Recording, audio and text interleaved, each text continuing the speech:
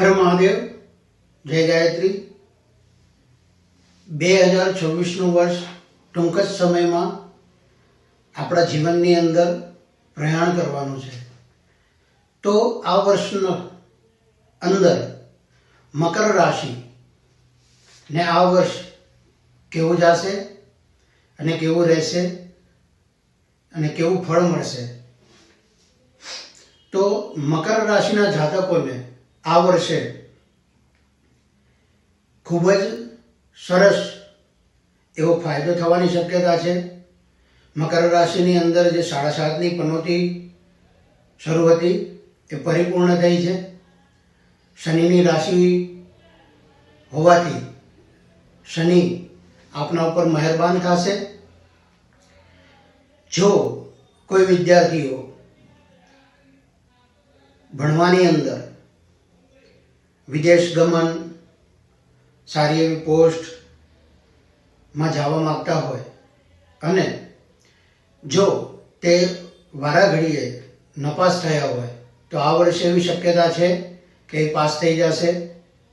ત્યારબાદ આપણે જાણીએ કે ઘર પરિવારની અંદર, તો ઘર પરિવારની અંદર સારો એવો લાભ, સારી એવી પ્રશંસા, સારું એવું સુખ આવે, સમૃદ્ધિ આવે, ઐશ્વર્ય અને કીર્તિ આવે એમ છે. ધંધાદારી વ્યક્તિઓ માટે આ એવો એક સમય છે કે જેને એમ કહી શકાય કે પોતાના પરિશ્રમનું ફળ મળે એ આ સમયમાં મળે તેમ છે. અચાનક એવા લાભ થાય, અચાનક એવા કાર્યો થાય અને એમનો રાજીપાનો, એમનો આનંદનો ઉત્સાહ જોઈ અને આ વર્ષના અંદર કુટુંબો પણ એમની સાથે આનંદ અને હર્ષ ઉલ્લાસની લાગણી અનુભવે તેમ છે. ઉદ્યોગપતિઓ માટે, ધંધા અને વ્યવસાય માટે સારી એવી તક આ વર્ષમાં ખુલે એમ છે. જે વ્યક્તિઓ રાજકારણ સાથે જોડાયેલા હોય તો રાજકારણની અંદર આ વર્ષે એમને સારો એવો કોઈ પદવી મળે, એમની સારી એવી પોસ્ટ મળે તેમ છે. આની અંદર જે જાતકો છે એ જાતકોને તમામ સુખ સગવડ મળે. આ રાશિના જાતકોને હવેનું જે આ વર્ષ છે એ શનિ જે કર્મના ફળના દાતા છે, આ વર્ષ એમના હરેક કાર્ય પરિપૂર્ણ સાથે રહીને કરાવે અને શનિની કૃપા એમના ઉપર વરસે તેમ છે.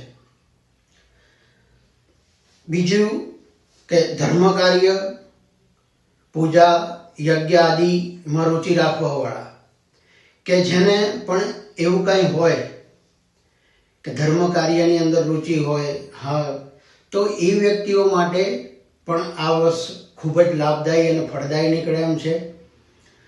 આ વર્ષની અંદર તમારે વધુમાં વધુ જો લાભ લેવો હોય તો એનો એક ઉપાય છે કે મંગળના દિવસે અથવા તો શનિના દિવસે કાળી ગાય હોય તો એ કાળી ગાયને દૂધ અને દૂધની અંદર તલના લાડુ બનાવી અને તલ કાં તો ગોળ અને દૂધ આ 3 વસ્તુ મિશ્રિત કરી અને એની અંદર ઘી પધરાવવું અને એ ગાયને ખવડાવવું. બને તો એક કોળીઓ એવી રીતે પોતાના હથેળીમાં આમ રાખી અને ગાયની જીભ અડે તેમ એમને ખવડાવો તો અતિ ઉત્તમ રહેશે. આ હતું વાર્ષિક રાશિફળ. હર મહાદેવ, જય ગાયત્રી.